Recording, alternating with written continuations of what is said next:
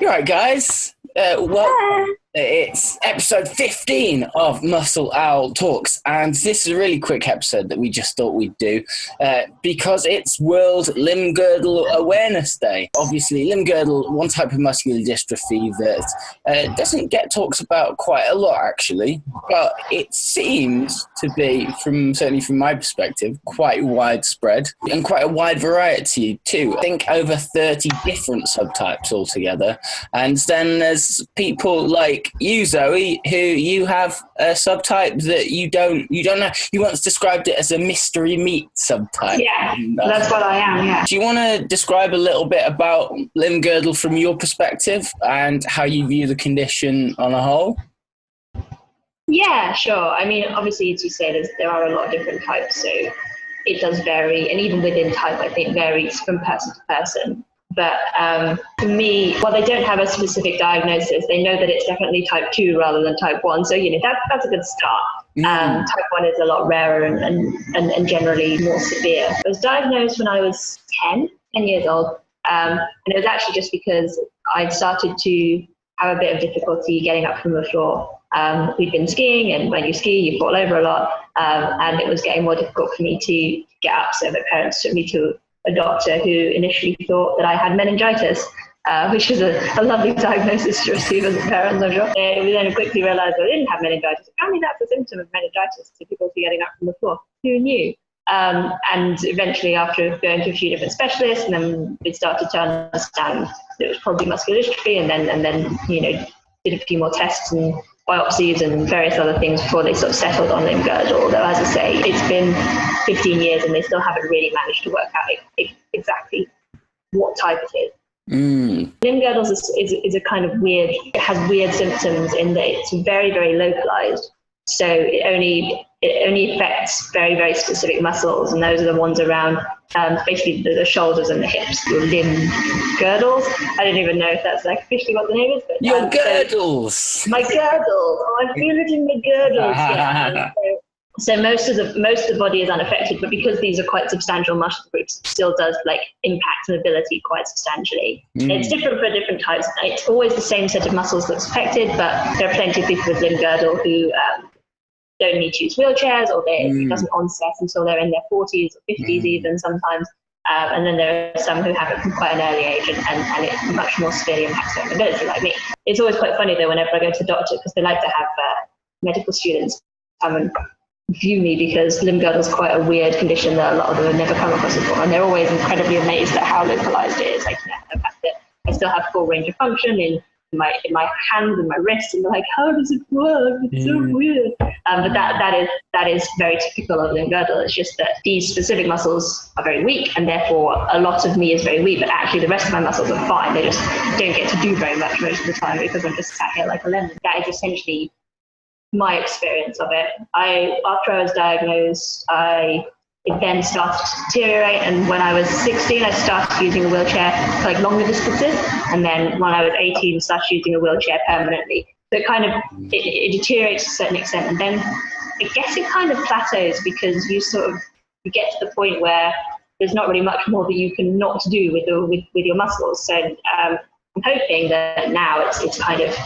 at a sort of stable state, but you never really know with these things. They're degenerative, so it could be one day that I wake up and I can't do something new.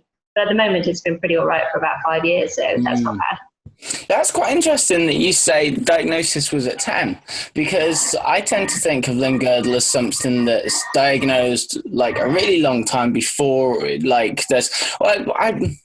don't know. I guess we know guys like Martin Highwood, who's was slowly losing the ability to walk at the age of 40 or whatever, and then I kind of think of people who start using a wheelchair permanently at the age of 16, 17, 18. I kind of just assume that the diagnosis is almost like when they're 4, 5, 6, almost similar to when people were diagnosed with Duchenne muscular dystrophy. It is very different. As I say, there was nothing particularly noticeably different about me until really we got to that point.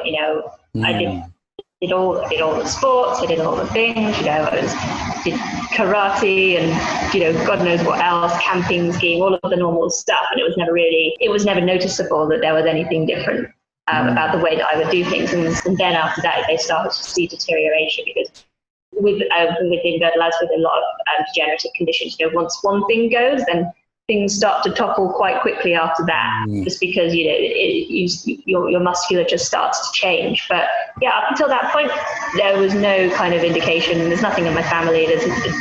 I was a complete anomaly, a complete surprise when I got that diagnosis. Well, that's crazy, because I tend to think that limb-girdle, like many other muscular dystrophies, in fact, compared to Duchenne muscular dystrophy, which always seems to get the most kind of coverage, partly I feel because everyone talks about the severity or the harsh nature of Duchenne. Yeah, not life-limiting in the way that Duchenne is at all. True. So yeah. I'm very fortunate for that, and I don't get the same kind of heart or lung or trachea involvement that you do with a lot of other muscular dystrophies. So again, literally the only thing it affects is my ability to get around and pick things up.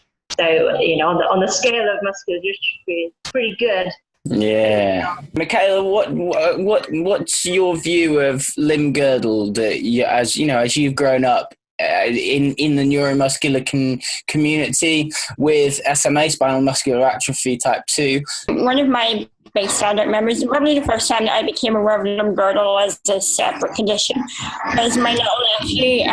He was only like 1.5 or 2 at the time and wasn't really long on his feet himself.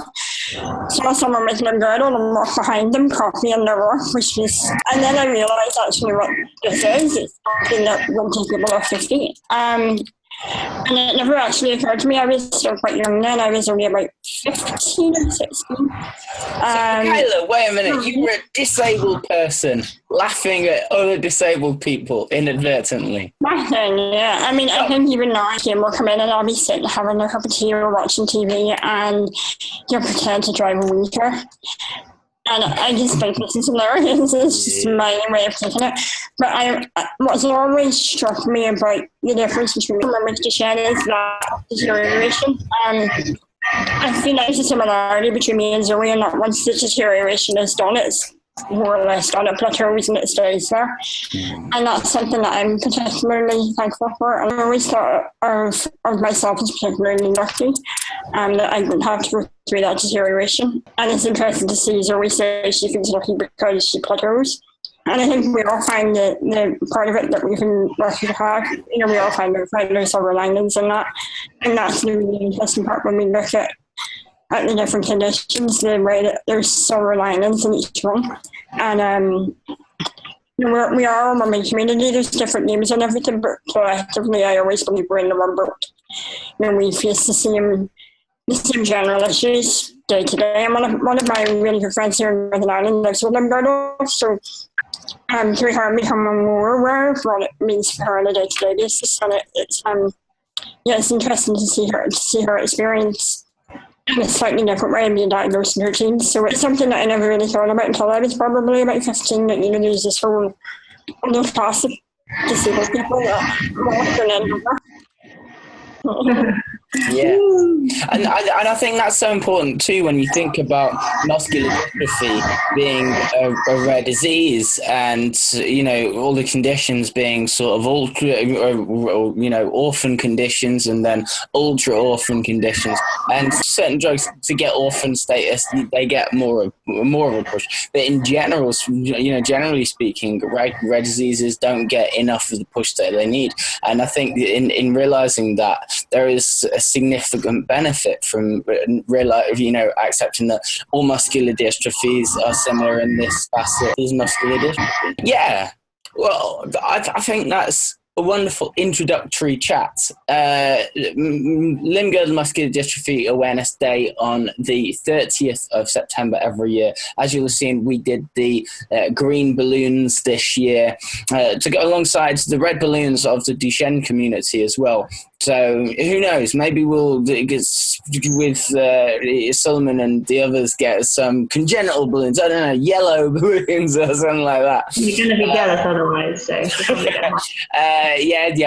Solomon. If we don't do the same for Solomon, there'll be heck to pay. But yeah, condition equality. Sorry. Condition equality. Apparently, Michaela's piping up now. We're going to get balloons for SMA. I don't know if SMA people want balloons. I don't want a balloon. Very, very particular. I don't want a balloon. I'm quite happy without a balloon. I am a balloon. That's the problem, isn't it?